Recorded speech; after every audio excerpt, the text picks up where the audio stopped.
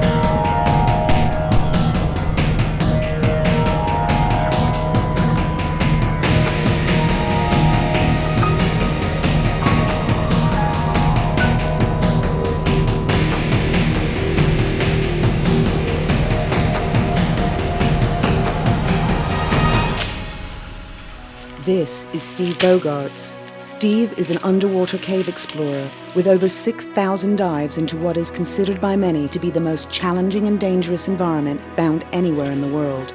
Steve will spend months, even years, hacking his way through virgin jungle, looking for cracks and holes just like this one, checking for possible entries into the underwater world. What is it that drives him? What compels him to keep pushing further? In 1924, when asked the question, "Why do you want to climb Mount Everest?" George Mallory responded with his now famous answer, "Because it is there." Interestingly enough, and with all due respect to Mr. Mallory, to the general public that quote is more famous than the man himself, and was certainly the short answer to a very complicated question. One that if you have to ask, you probably wouldn't understand the answer to. Thus, we have George Mallory's famous quote, "Most great explorers are driven, solitary people, difficult to comprehend, but usually with a great story." Here is a story of a cave diver.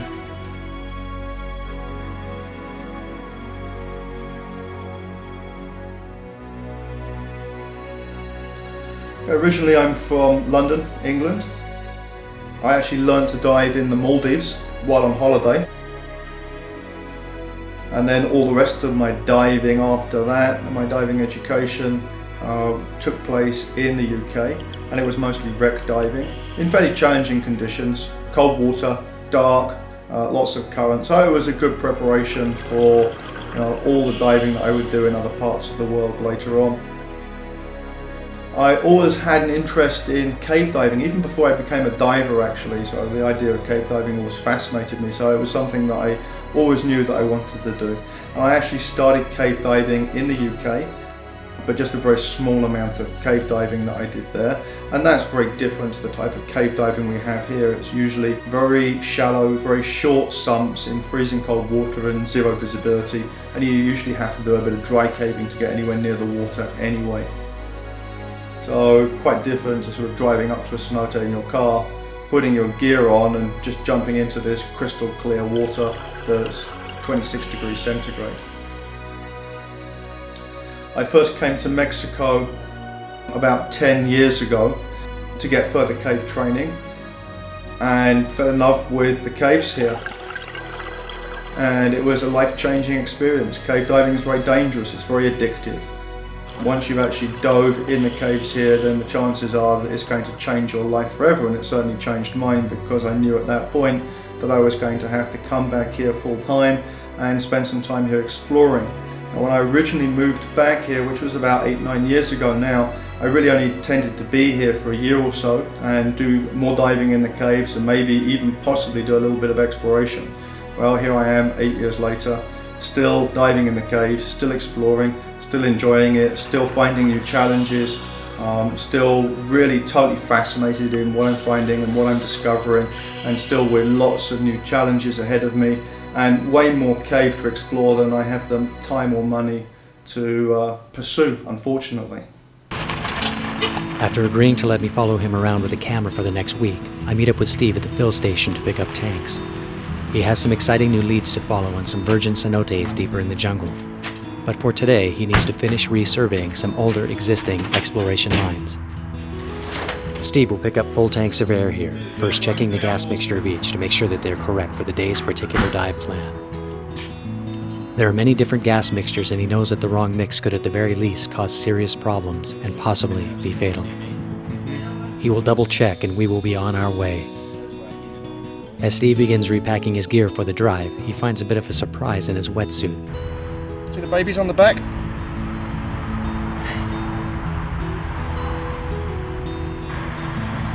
Okay. Time for you to go back to the jungle. It's a whole nest of baby scorpions all living in my suit. That would have been fun, taking those for a long dive. After clearing out the last of the scorpions from his gear, we are now on our way to the day's dive site.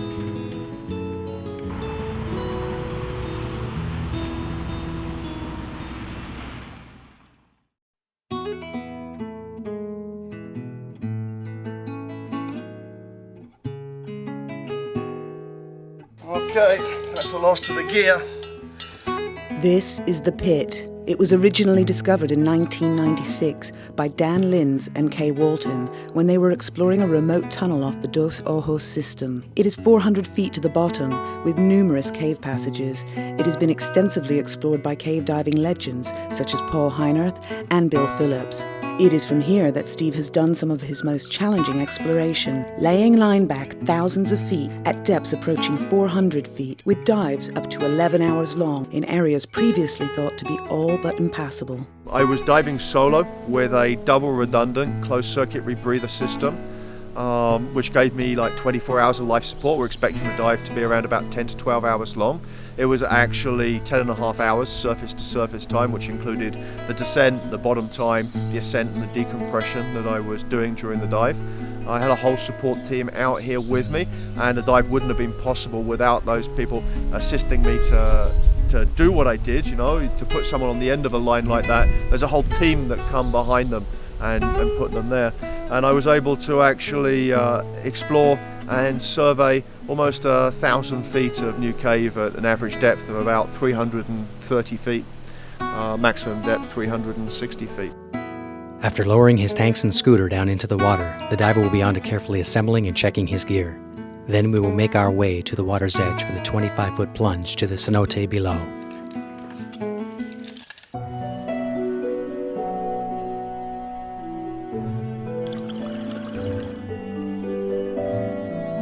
As I look down, white fluffy clouds with an almost heavenly appearance float in the water column well over 100 feet below. There it is, toxic, corrosive, and beautiful, the hydrogen sulfide layer. So what you're seeing now is me diving through a hydrogen sulfide layer in the cave. Hydrogen sulfide is an extremely toxic gas, and if you were to breathe it for any extended period on the surface in a high enough concentration, it would kill you pretty quickly. Sometimes on the end of the dives I'll sort of scooter in and out of it or swim in and out of it, and I almost feel like I'm flying through the clouds. the light beams coming down and hitting it, and it's almost got this fluorescent blue glow. It just looks incredible, particularly at a place like the pit. Rising above the hydrogen sulfide layer after finishing checking the lines at the bottom of the cenote, he then grabs his scooter and heads toward the opening in the side of this immense cavern. The importance of the guideline in a cave cannot in any way be overstated. In most cases, it is the diver's only reference to the surface. It is also the basis for all of the maps and charts that are cataloged for future exploration. While moving quickly into the cave on his scooter, he will keep a constant visual reference with the guideline. Using scooters, the diver is moving as much as 4 times faster than swimming, and at this speed, it is very easy to lose contact with the line.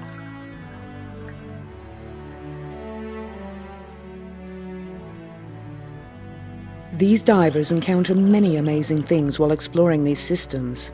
This is a fantastic example of some long-lost camel bones. These camels, or camelops as they are called, were much larger than the camels we are familiar with today, and at one time thrived from Alaska to Central America, but, along with many other species of animals, went extinct at the end of the last ice age, approximately 10,000 years ago. This one either wandered in here and was lost, or fell into the water and drowned, his body deposited here on display on this ledge for all eternity. Then we use scooters, like underwater torpedoes, and stage bottles to get us to the ends of the existing lines, so we have more time once we're at the end of those lines to actually explore effectively. So we'll scooter in, breathing from one or more stages, and we'll drop those stages as we're going into the caves, as we hit thirds on each stage bottle, leaving 2/3 of our gas to be able to make an exit with, should our exit be delayed. And then eventually we'll get to the point where we've dropped our last stage bottle and we'll drop our scooter as well. Steve will install a line arrow on the guideline, always pointing in the direction of the exit. These arrows are marked with his name and or a keyword for his own safety, as well as for survey information. Carefully tying his reel into the existing guideline, he will make a jump from this line to the line he's resurveying today, always maintaining a continuous line to the surface. So as you're going, you're laying the guideline, making tie-offs as you're swimming, trying to get an overall picture of the cave as you're going, trying to build up a mental picture so that you can have natural navigation as well as the guideline to lead you back to your exit point. Swimming along, the diver comes to a restriction. With side-mount tanks as opposed to tanks on his back, he can easily make it into many areas that a diver with back-mount tanks could never possibly get through. Unfortunately, this passage is a dead end, and by the looks of all the percolation falling from the ceiling, one that has not been entered into before, and possibly a bit unstable. Every year, untrained divers enter into underwater caves and are lost. With one kick of the fin, or exhaust of bubbles, visibility can easily turn to zero, making it all but impossible for the ill-equipped diver with no cave training to make their way back to the entrance. For the properly prepared and experienced cave diver, this is just another day of exploration.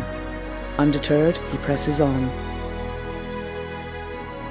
He locates his line and very meticulously begins his resurvey.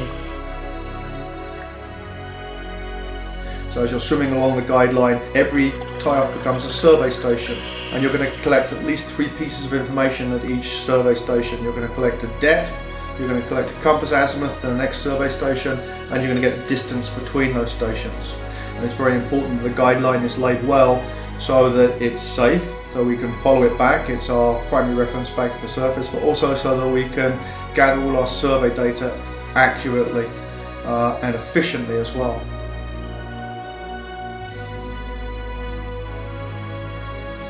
Finishing his survey, the diver picks up his stage tank and scooter and works his way back to the entrance. Exiting the cave into the cavern zone of the pit is an image that is near impossible to fully capture on film, and one that is as unforgettable as any I have ever seen. I didn't get the chance to talk to Dan Linz or Kay Walton while filming this project, but I can only speculate as to what they may have felt when seeing it for the first time. For me, it has all the magic of a sunrise over the Caribbean Sea. This is clearly a great part of why these guys do what they do. The days ahead will bring many great challenges, such as hair-raising wildlife encounters, a cave collapse, as well as a looming threat of devastation to the cave system and the Yucatan freshwater supply. But for now, Steve will pack up and head into his office to input today's valuable survey data.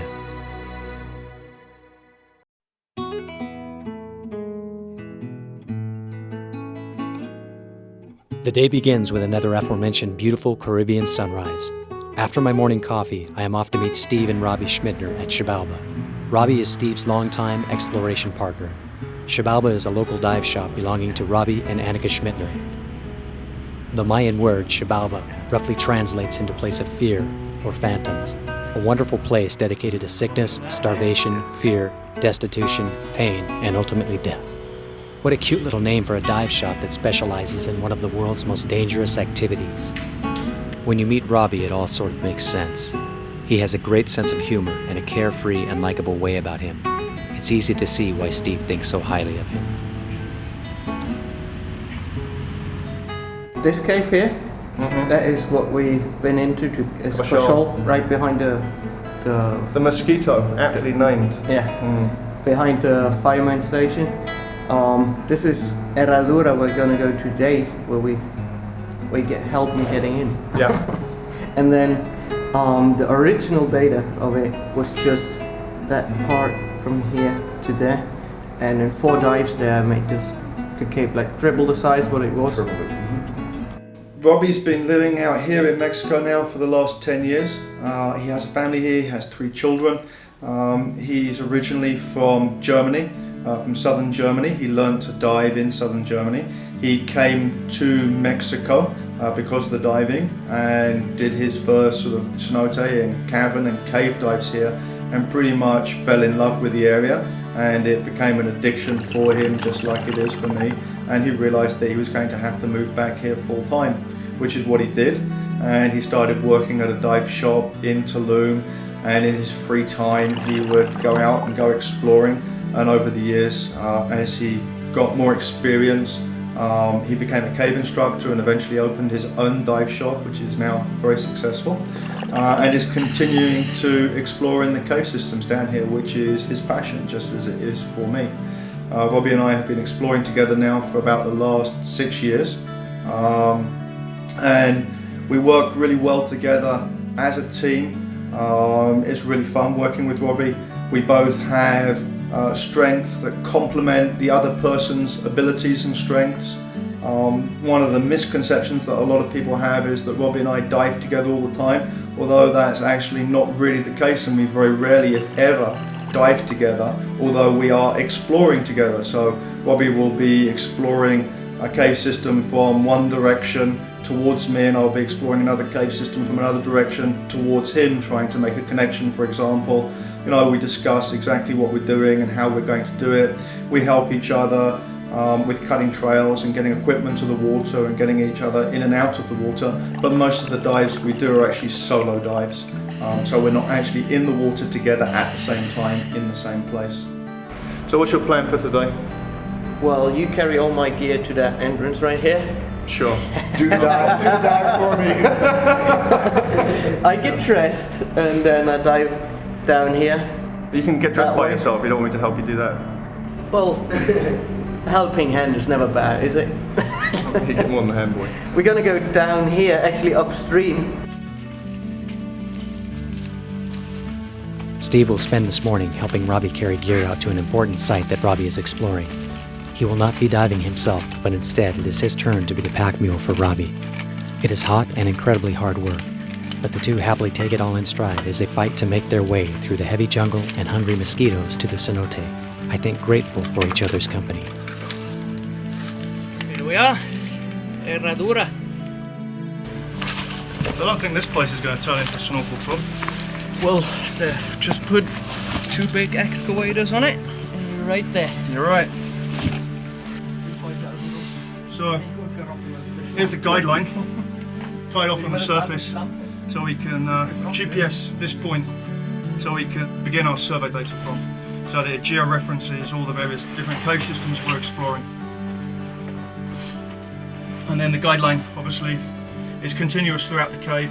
Robbie's going to hopefully lay some more guideline today, and then he's going to survey that guideline back, And then later on when we're back at the shop, you're going to see us like putting the survey data into the computer so that we can actually see where he went today and where we need to keep pushing to connect to the other cave systems nearby and for the continuing exploration we're doing. As much time as these guys spend in the jungle, you would have to wonder if they encounter any interesting wildlife. It so happens they do. Robbie shares a great story about one such encounter. Well, the Jaguar story. Where to start? So, I go there exploring and I find the cenote. By going through the cave, I see daylight. I go up there, I surface, and there's a nice open cenote right there, a nice stone roof on top of my head. And I was fixing my guideline, which I obviously brought with me, to a stalactite. It took me 2-3 minutes to get that fixed. And then I take my light and look around along the edges of that ceiling above me. And as I go over to that corner, my light gets reflected by 2 big eyes, like boom, like, whoa! Right at that moment, I kind of got shocked and froze. I couldn't move a lot anymore. But as I'm there looking at that animal, stands up, walks over to me, and was just like in television. Head down, and you saw the shoulder blades going up and down of the animal. Was amazing, amazing.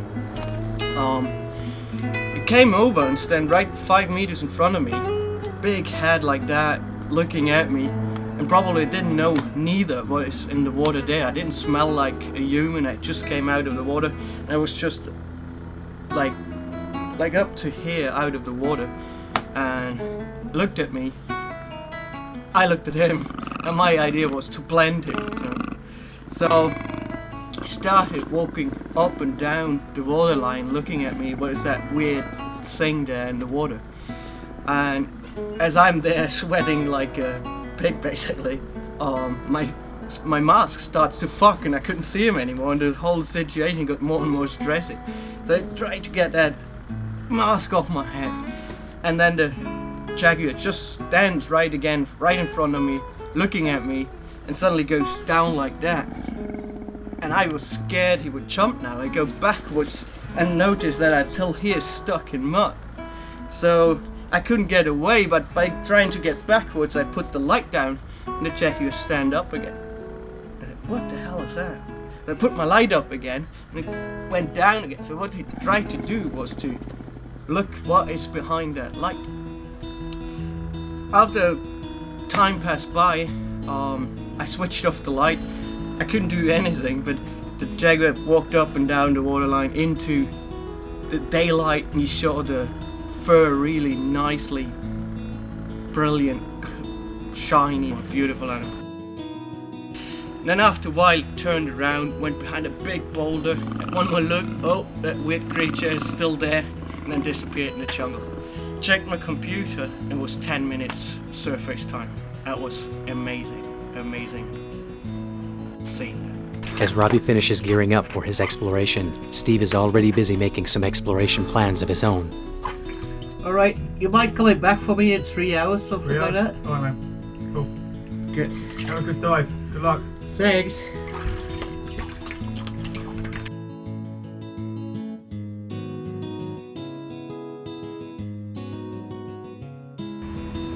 Usually the guys will take the opportunity to hack around in the jungle exploring while waiting for each other to emerge.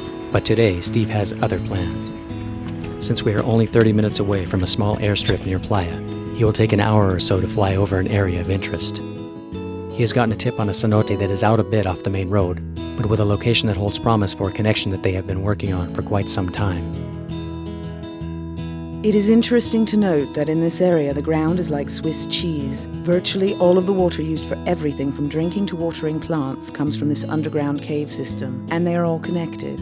Some of the connections are big enough to drive a jumbo jet through, and some are as small as a pin. If you soil one piece, you soil it all. And it is quickly becoming soil. The rapid expansion here, like in other parts of the Caribbean, is happening at an incredible rate. Divers used to use horses and Sherpas and hike hours to dive cenotes that are now being swallowed up by development. It is not uncommon to be driving along and see divers crossing busy highways in full gear to dive cenotes that are literally just feet from the passing traffic. The nearness of fast development on such a large scale in extreme close proximity to the cenotes and the sea are now causing problems of a very disturbing nature.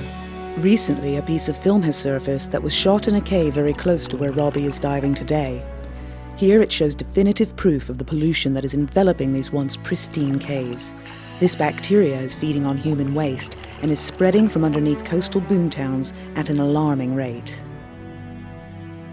This sequence shows a relative comparison with a healthy cave. You can see the percolation falling directly to the floor, not hanging in the water column.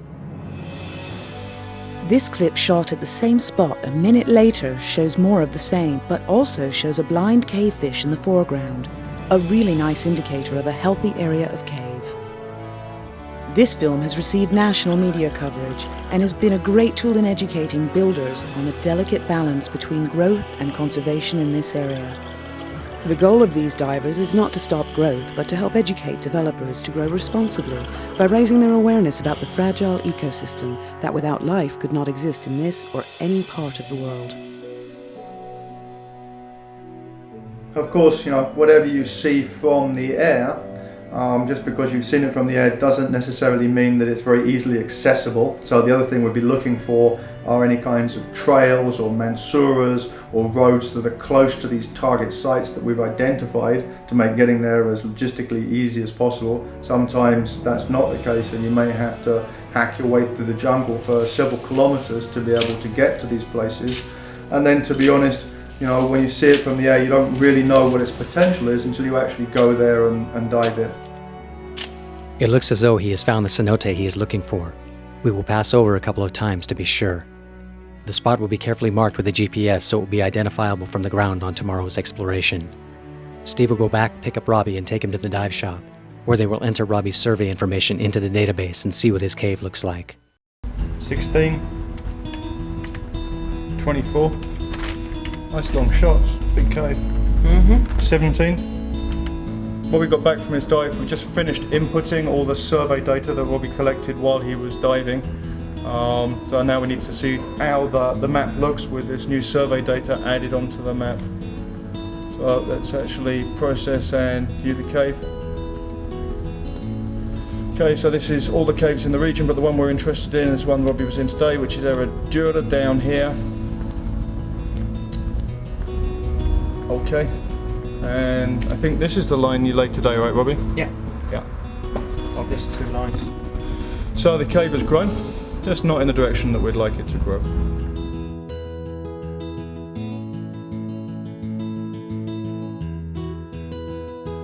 Steve is up and running very early this morning. His girlfriend Anna, a local dive instructor originally from Germany, will join him to meet Don Pablo. Don Pablo comes from a very old and important family in Tulum and is the owner of the cenote in which Steve is interested in exploring. ¿Cuántos años vivo aquí? Ya tiene años. Ya tiene años. ¿Sí? Sí. Yo he vivido aquí como 60 años. 60 años. Sí. En Tulum. Sí. ¿Aquí? ¿En Tulum o Sí, aquí, otro lugar? aquí. Solo aquí. Solo aquí salgo a trabajar, pero regreso aquí. Sí. After securing permission to explore and dive on Don Pablo's property, Steve wastes no time in making tracks out into the jungle. This is where the real exploration takes place.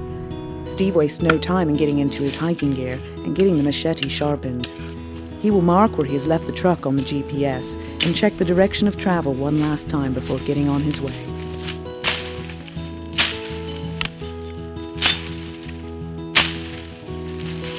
After hiking in a few miles, we come across a solution chimney, or hole in the ground. Steve starts explaining to me about how it was formed, but I only hear up until the part about wild animals, among other things, using them for dens, at which time I realize he's actually going to climb in and have a look. He later explains, this area receives about 1.5 meters of rain annually, which absorbs atmospheric carbon dioxide, creating an acidic solution of carbonic acid which dissolves the limestone it comes in contact with. What this means is that the cave environment can be a bit unstable at times, and collapses, although rare, are not unheard of. Well, I can't get through in back mount. I'm going to have to low mount this one. Later, I ask Steve if he has had any experience with underwater collapse, and he shares a very interesting story with me. And there was one particular instance where I was exploring through an area of breakdown that was unstable. I knew it was unstable, but I felt like I was really close to getting through this area and possibly connecting to another cave system. So I continued to push, even though the inner voice was telling me it's far enough and you should turn around. And sure enough, the cave actually collapsed behind me, blocking my exit. And at that point, I had no other way back out of the cave system. I was in zero visibility with most of my equipment off. I got partially buried in part of the collapse and had to dig my way out of it. I decided to carry on a little bit further into the cave just to collect my thoughts and sort of take stock of the situation. So I carried on a little way, got into some slightly clearer water, and at that point started noticing some organic debris on the floor, and decided, you know what, I think that probably there's an opening up ahead. I didn't know that for sure. So I decided that I would go back quickly and have a look at the area of collapse and see how bad it was. And if there was no way back through it, then I'd continue exploring further into the cave system and hope to find an alternative exit. I had lots of gas left, so I had lots of time to do this, which is a nice thing, but obviously that gas supply is finite, so I only had a certain amount of time to find an exit or find a way back. So I turned around, swam back along my line to the area of collapse, obviously doing this by touch alone since I was in zero visibility. And I got to the area of the collapse and the line was completely buried. The passage I'd come through had disappeared entirely. I decided I would sort of see how much of a collapse there was, so I started moving some rocks to see if I could sort of dig through the collapse, and that just caused further collapse and I almost got partially buried again. And at that point I decided enough's enough, I'm going to back away and I'm going to continue further into the cave and hope I can find another exit. And I did. About another 500 feet further into the cave I actually found another cenote. I was very happy to see that cenote and I ran the line up to that cenote and that was my way out of the cave system. Crawling his way down the corridor of the solution chimney to the back of the chamber, Steve makes a bit of a disappointing observation. Okay, that's the end of the cave and no water. So, one more cave, no water, nowhere to go. Oh well. Another day, another hole, another try. And who said cave exploration wasn't glamorous? It seems this hole in the ground was a dead end, but did nothing to deter this explorer's spirit of adventure. He is at home here and seems most alive when stuck in some hole, or covered with muck, or picking off ticks, which he will spend a good part of this evening doing. The next half hour finds Steve in the cool waters of what should be the cenote he has been searching for. He will get in and free dive at first with no gear to see if there's available cave passage to explore. But there is no way to know without actually diving in to take a look.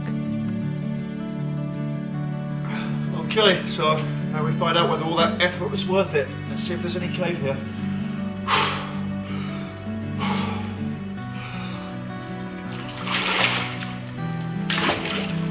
As Steve sinks below the surface, I am aware of one simple certainty. In the jungle, something is always watching. From the incredibly loud howler monkey, to wild boar, to wild cats, and to, of course, crocodiles. This jungle is every bit as dangerous as it is beautiful, and so Steve is a welcome sight as he returns from the murky depths. Woo. Cool. Definitely worth coming back here. Plenty of cave. Before moving forward any further, I think it is imperative we move back a few years to the UK and the genesis of cave diving. The world's first cave dives were done in 1935 at a place called Swildon's Hole, located on the southern edge of the Mendip Hills near Wells in Somerset, England. The first dive was made by Jack Shepherd using a homemade dry suit surface-fed from a modified bicycle pump. Subsequent dives were made by Graham Balcombe and Jack Shepherd, with penetrations in Swildon's Hole reaching 170 feet into the system, and were the first successfully documented cave dives in history. Other notable cave diving accomplishments that can be attributed to the British are the first use of fins in cave diving in 1948, as opposed to the previous practice of bottom walking that would actually continue to be the preferred method until well into the 50s.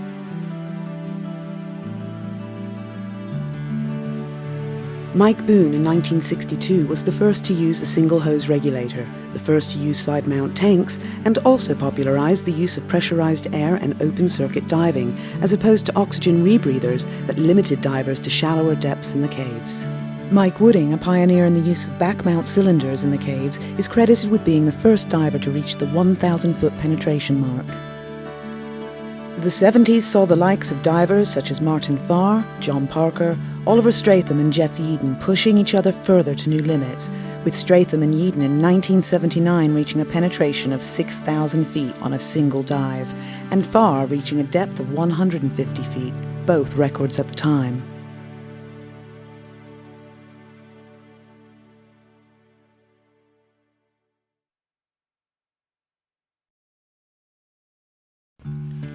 So here we are again at the end of the road. A bit of checking last night, and thankfully Steve has found a way in that has brought us much closer to the cenote that he will explore. Well, I am thankful. But Steve seems a bit disappointed that the newer road is here at all. As with roads come people, and with people come development. His world is shrinking, and I sense his sadness. But for today, there is exploring and diving to do, and in that I sense his excitement. So with that thought in mind, we head out. Within about 15 minutes, we come to a large hill that I suddenly realize is no hill at all, but a pyramid. A real unexcavated mine pyramid. It is hard to imagine we are hiking over what once was a city of possibly thousands of people. I am ready to hang out here a while and explore. Steve, however, having hiked over a few ruins in his years spent exploring, is not as easily distracted. A good section of this new way to the cenote leads directly on top of a nice clean and well-used game trail. The trail leads us through a spectacular dry cave. Walking through the cave and out the back brings a wonderful surprise, a beautiful and undiscovered cenote. What a great place to stop for a quick rest, as we still have a ways to go and we have a good 2 or 3 trips back to the truck for the rest of the gear. It is a beautiful spot, and Steve will make a note of it for further exploration. For now, a quick rinse and a few minutes to sit and enjoy the peace and think of what lies ahead.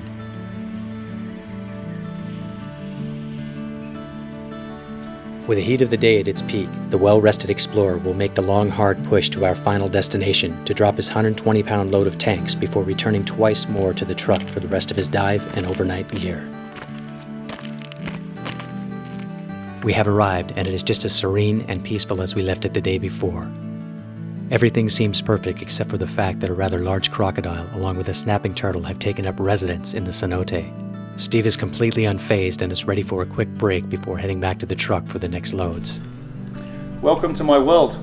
This is my office. This is where I spend most of my working days, and this is also actually where I spend most of my time off as well. We're at a cenote, beautiful cenote, here in the middle of the jungle. And these are very, very special places, very natural places, pristine, untouched by man pretty much at this point in time. And that's why I love them so much, and that's why I love to spend time here, because they give me so much positive energy and make me feel so good. It gets me away from all the things that stress me out about the modern world. There's no people, there's no cars, there's no cell phones, there's no computers, so it's just a complete break from all of those things that are part of our modern life. And we come here and I'm just surrounded by the plants and the animals and all the natural things that we're divorced from to a certain extent in the lives that we lead these days. So I feel very lucky and very privileged to be able to spend most of my time in really unique and beautiful places like this. And the only real danger is that I end up spending all my time out here and I become a hermit and I never leave the caves. After his break and a few more loads of gear, Steve gets his camp set up. Before turning in for the night, he will relax and knot his guideline for tomorrow's dive. The line is knotted every 10 feet, and is not only the only continuing reference to the surface, but it is also used as a ruler to measure distance for the surveys in the cave. So having knotted all this line, now we need to put it on a reel. My favourite exploration reel. This one was a present from Robbie, actually, after we made the connection between Ojos and Sac Actun. And it's a very cool reel. The exploration dive we made, we actually both dived at the same time. Robbie from the Sac Actun side and me from the Ojos side, and we timed our dive so that we'd arrive at the connection point at more or less the same time, and we could do a handshake connection. We'd actually meet underwater. I mean, we've been working on this project together for so long that we actually wanted to do the final dive, the final connection together, and it worked out perfectly. We timed our dives, we arrived at the connection point at exactly the same time. We planted a bottle of champagne. We did the final tie-off of the lines between the two cave systems on the neck of the bottle of the champagne. We did a handshake, we took some photographs, we turned around and we headed back out the way we'd come in. And that was just an incredible experience. I mean, we were just so stoked and so happy. We were walking on air, you know, for weeks afterwards. And actually Robbie's daughter was born 3 days after the connection, which just like made it all the sweeter as well. So a really incredible experience. But just one step in the journey, and we're continuing that journey, we're continuing the exploration, we're continuing to learn more and find out more about these unique, incredible cave systems, and now we're sort of like searching for another holy grail of cave diving, which is the connection between the Ojos section of Sac Actun and Sistema dos Ojos, to once again make Sac Actun the world's longest underwater cave system.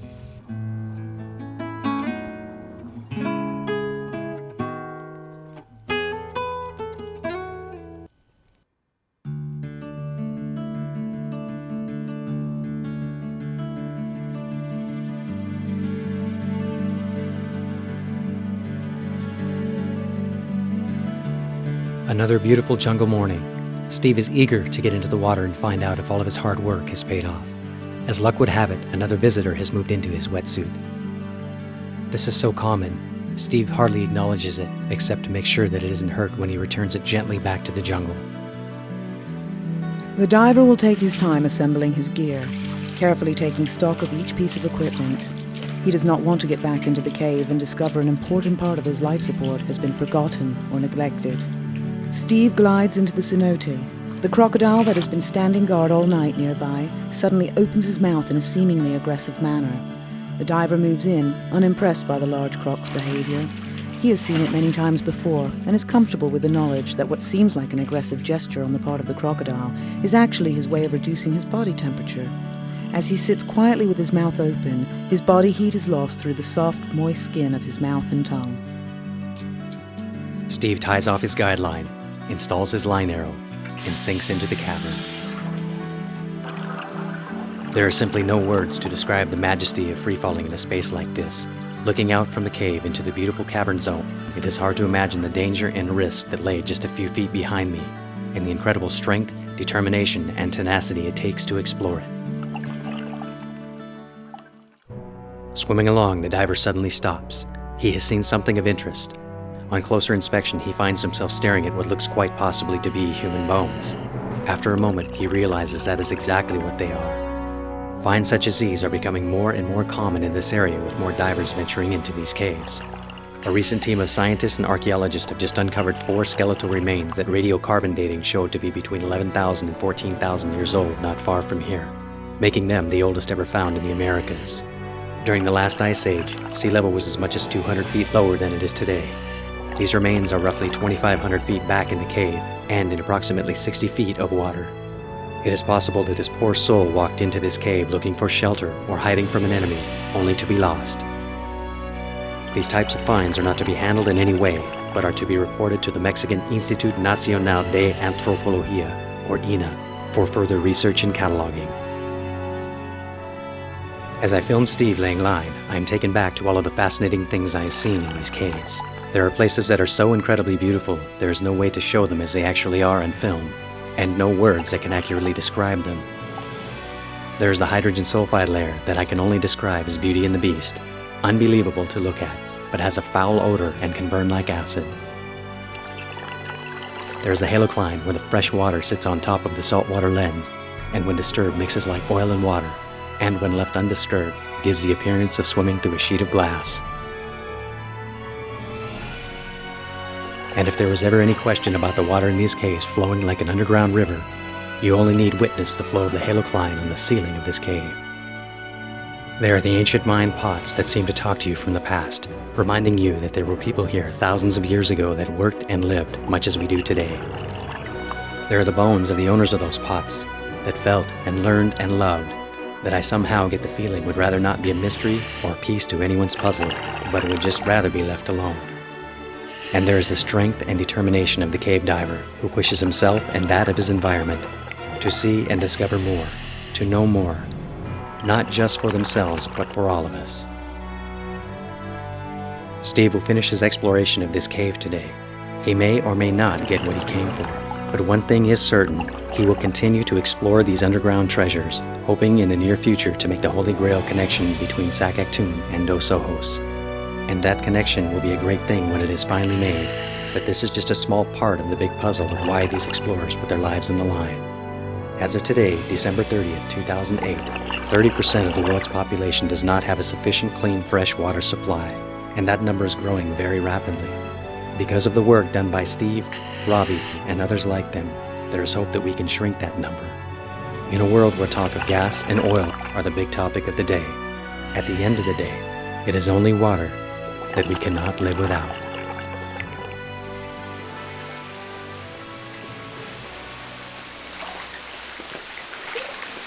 Wow.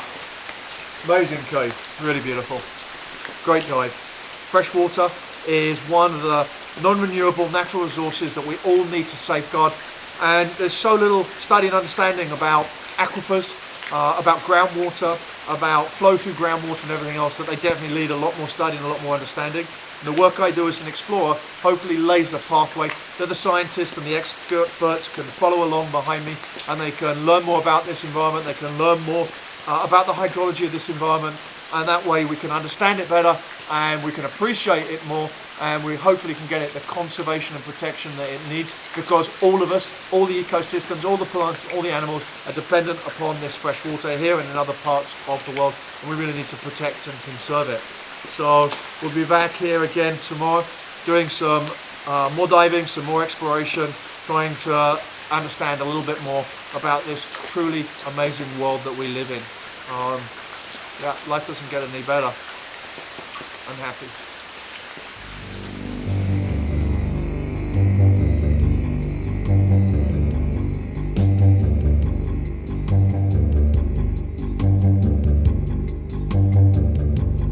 I wanna fly down into the darkness. I wanna glide down into the room. I wanna come up and see the sunshine, to know for sure the treasures you entomb. Know for sure.